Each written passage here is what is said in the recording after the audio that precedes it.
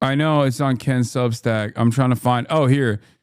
The manifesto is indeed that of the Israeli embassy shooter. He previously used his email address, elias94@gmail.com, for the account Kyoto Loather, but was, oh shit, it got suspended in the meantime. He claims, banned after DMing death threats to Will Stansel. Okay, well, we can't actually read it from that any longer because his account got nuked. But here is the alleged manifesto written by Elias Rodriguez. Kenny Clips has it. Suspecting the killing of 2 Israeli embassy staffers in Washington, D.C. I believe the document to be authentic for several reasons, including the fact that it is signed by Rodriguez and timestamped well before he was named by law enforcement or any media. I am publishing it here, not to glorify the violence, which I find abhorrent and condemn, but so the public can better understand the truth of what happened. Refusing to confront the content of these texts often creates an information vacuum that is quickly filled by hoax documents, conspiracy theories, or selective leaks from authorities that can distort the facts. I believe that sunlight is the best disinfectant, especially when politics is involved, as the document makes it clear the case here. Metropolitan Police Chief Pamela A. Smith identified Rodriguez as a 30-year-old man from Chicago who she says shouted "Free, free Palestine" at the scene. The manifesto echoes this message, citing the war in Gaza as a central grievance and framing the killings as an act of political protest. Below is the document in full. Apparently lived 2 blocks from me. FBI was at his place this morning. Yeah, and I have another one of your neighbors in here on the docket as well. DC shooter's neighbor speaks, calling for an immediate ceasefire in Gaza. Oh, here.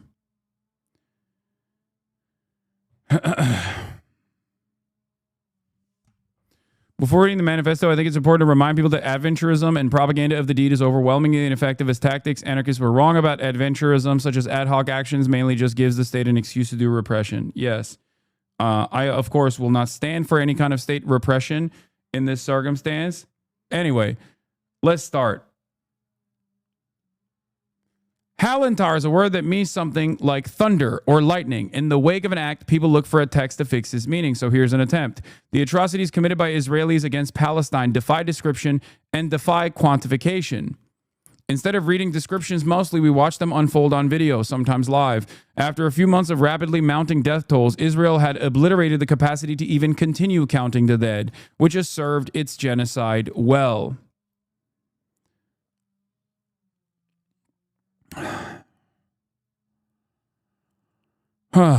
At the time of the writing, the Gaza Health Ministry records 53,000 killed by traumatic force, at least 10,000 lie under rubble, and who knows how many thousands more dead of preventable disease, hunger, with tens of thousands now at the risk of imminent famine due to the Israeli blockade.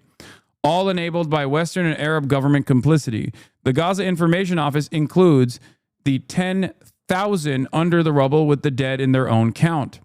In news reports, there have been those 10,000 under the rubble for months now, despite the continual making of more rubble and repeated bombing of rubble again and again, and the bombings of tents amid the rubble, like the Yemen death toll, which had been frozen at some few thousand for few years under the Saudi, US, UK bombardment before being belatedly revealed to stand at 500,000 dead. All of these figures are almost surely a criminal undercount. I have no trouble believing the estimates that put the toll at 100,000 or more. More have been murdered since March of this year than in the Protective Edge and Kaslet put together. These are 2 previous sieges that Israel implemented on Gaza in the past.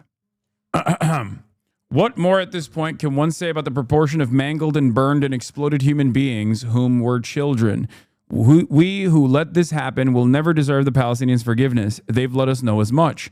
An armed action is not necessarily a military action. It usually is not. Usually it is theater and a spectacle, a quality it shares with many unarmed actions. Nonviolent protests in the opening weeks of the genocide seemed to signal some sort of turning point. Never before had so many tens of thousands joined the sides of Palestinians in the streets across the West. Never before had so many American politicians been forced to concede that, rhetorically at least, the Palestinians were human beings too.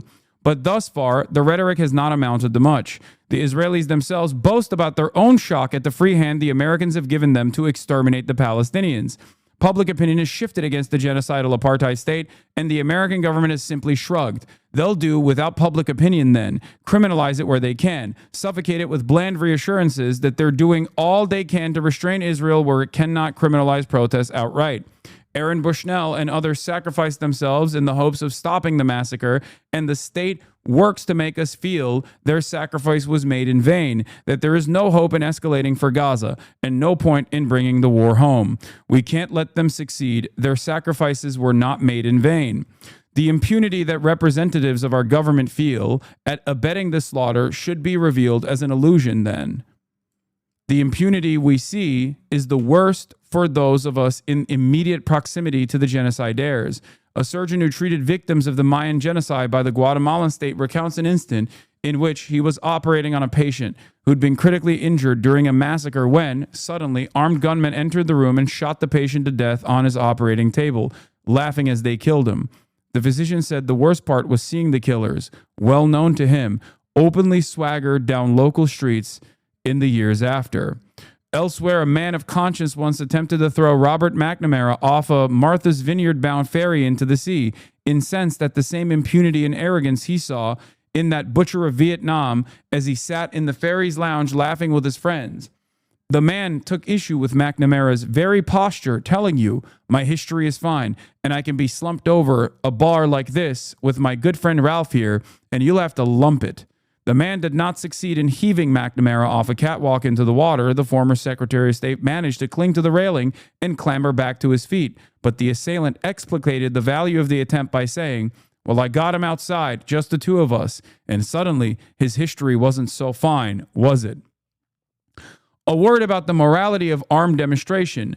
Those of us against the genocide take satisfaction in arguing that the perpetrators and abettors have forfeited their humanity. I sympathize with this viewpoint and understand its value in soothing the psyche, which cannot bear to accept the atrocities it witnesses, even mediated through the screen. But inhumanity has long since shown itself to be shockingly common, mundane, prosaically human. A perpetrator may then be a loving parent, a filial child, a generous and charitable friend, an amiable stranger, capable of moral strength at times when it suits him, and sometimes even when it does not, and yet be a monster all the same. Humanity does not exempt one from accountability. The action would have been morally justified taken 11 years ago during Protective Edge, around the time I personally became acutely aware of our brutal conduct in Palestine. But I think to most Americans, such an action would have been illegible, would seem insane. I am glad that today, at least, there are many Americans for which the action will be highly legible and in some funny way, the only sane thing to do. I love you, Mom, Dad, baby sis, the rest of my familia, including you. And then it says, censored. Free Palestine, Elias Rodriguez. Now, the reason why I read this manifesto, and we have obviously read the manifestos of white nationalist shooters as well, is oftentimes to understand that is oftentimes to understand the mindset of this person, especially when there are a lot of mainstream narratives that will immediately design an alternative scenario. I don't think that this person acted out on an anti-Semitic desire or is a fucking Nazi or anything like that. But that is dangerous in a separate way, okay?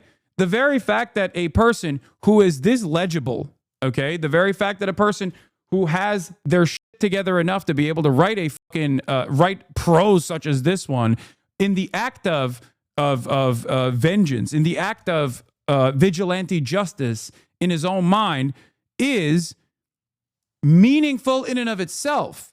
It's meaningful because it means that there are people who haven't fucking lost their minds that also see and are choosing to take action such as this, taking action such as this that is terrifying for the average person, okay, regardless of what their position is. One thing I will say about this manifesto is that it is shockingly well written and thought out for being a shooter manifesto. Exactly, because this is the reason why I'm reading this. The reason why I read this is specifically so that you understand that, like, there is a ton of people that are like, no, this is done. This is conducted. The shooter's actions were directly about finding some Jewish victim to kill. Okay, it's deliberate. It's very clear. It's clear what his reasoning is. You don't have to agree with what he did, and I'm not urging you to. Okay, I'm not saying that at all. But it is deliberate. Now, ask yourself why the media is not saying that the shooter did this because they were distraught with the violence that they had seen unfolded in Gaza. By his own admission,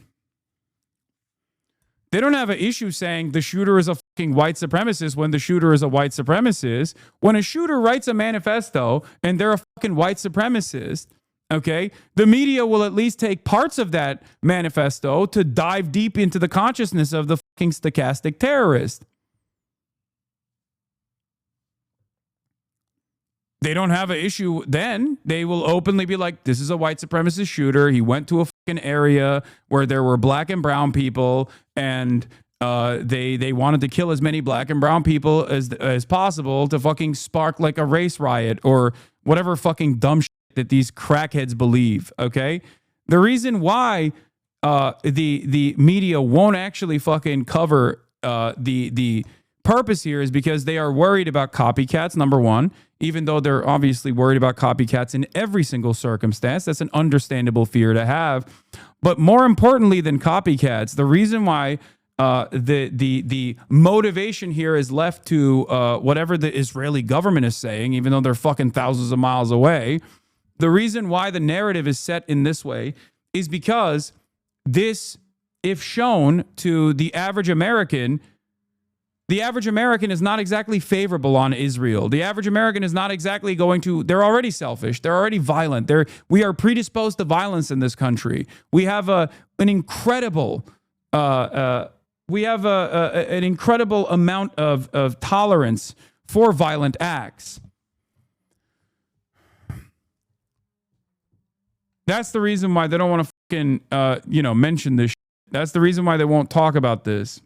Having said that, regardless of his manifesto, there are obvious differences between him and Luigi Mangione. One of the largest differences between him and Luigi Mangione is the fact that his victims, or at least the event that he was targeting, at least was like somewhat relevant to Israel, but it does not matter because the people that he was targeting, just like Luigi Mangione was targeting United Healthcare CEO Brian Thompson, okay? Allegedly, Luigi Mangione was allegedly targeting United Healthcare CEO Brian Thompson at a healthcare conference that Brian Thompson was attending. But Luigi Mangione allegedly, or whoever the shooter is for the United Healthcare CEO Brian Thompson, whoever the shooter is, maybe not Luigi Mangione, allegedly, didn't just go to that conference and shoot whoever came out, okay? There is a major difference. There is a major difference in these two events. Do you see what I'm saying?